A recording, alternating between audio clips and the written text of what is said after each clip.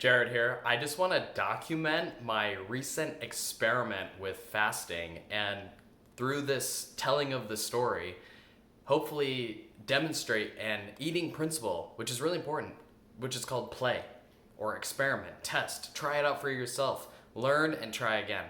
So if you do like this video, leave it a thumbs up or leave a comment. I'd love to hear from you. Now, how about this fasting thing? Before we get into fasting, this could be anything. Maybe you're trying extra protein in your diet. Maybe you're following my advice about fats and incorporating more fats into your diet. Maybe you're trying anything with food. The point here is there's no plan. You test, you try it out for yourself, and you improve for next time. So with fasting, I'll just tell you real quick. I read the book Eat, Stop, Eat, and the first half of the book is all the science on fasting and talking about how these myths about fasting, like fasting takes away your bone density, how fasting takes away muscle growth, how fasting is a horrible experience, how fasting doesn't have any benefits. It breaks down all these myths, and so long story short, I said, okay, I'll try fasting for a day. And so Saturday night, I have dinner, and then Sunday, I'm going throughout the day not eating, and I'm fine. I'm actually fine, like no problems, it's all good. And then around 6 p.m. I start getting hungry, and it's like, and I say to myself, no, I can't have any food because, I'm fasting today. I'm trying to take a whole break. And, but I'm pretty hungry at this point, and I'm starting to get a little uncomfortably hungry, like, I need some food in my belly. And so I listen to my body, and I eat. And I don't beat myself up or anything like that.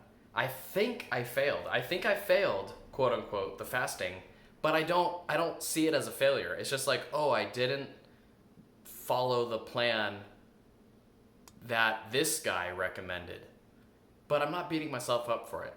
So that's really important. Like if you're following a nutrition plan, a nutritionist plan, and you have this guilt or perfectionism, you gotta follow the plan 100%, it's gonna backfire. You need to listen to your body. Now with fasting actually, so here's the funny thing. I go back to the book and I read it, and it turns out it's not a whole day off of fasting, which is what I thought. I thought I would just take the whole day of Sunday off. It's actually only 24 hours from when you last ate. So the dinner on Saturday that I had, it would have been 24 hours when I started getting hungry again the next day on Sunday. So actually, I found out I did succeed. Yay! It wasn't that bad. I didn't have any huge rebound eating or cravings afterwards. I felt pretty good. I think I'm going to do it once a week. But next time, I'm going to improve. See, the thing is I looked into the advice after I tried it, and there was a piece of advice saying you should be asleep the hardest part of the fast. So the hardest part of fasting for me was the last 8 hours. The first 16 hours were pretty chill, very easy going. So the last 8 hours though, I was hungry. And so for other people, it's the first 8 hours are the worst, or the middle 8 hours. And so it's not so basically next time, instead of eating dinner, I'm gonna eat breakfast. So that way I eat breakfast and then I go the rest of the day without food. I sleep and then I eat again the next time with breakfast the next day. And hopefully that'll feel better. Now notice I just wanted to share this story because this is me testing and trying and improving and not getting caught in a failure mindset. And I think this is so important. So important that you can take advice from other people and test it on yourself, but then don't get caught in a failure mentality and pick and choose what parts work well for you.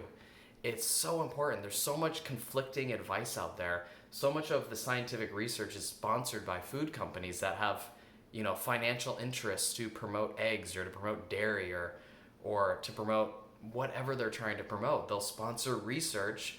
They'll sponsor scientists to do a bunch of research, and they'll only quote the scientist on the research that supports their product.